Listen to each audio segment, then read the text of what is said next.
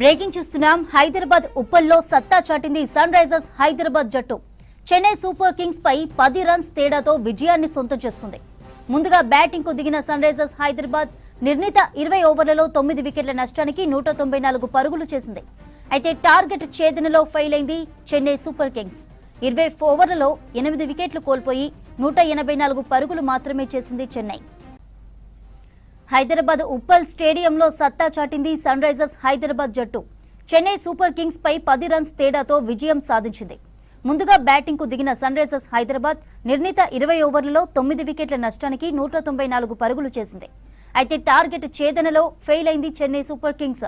20 ఓవర్లలో 8 వికెట్లు కోల్పోయి 184 పరుగులు మాత్రమే చేసింది చెన్నై.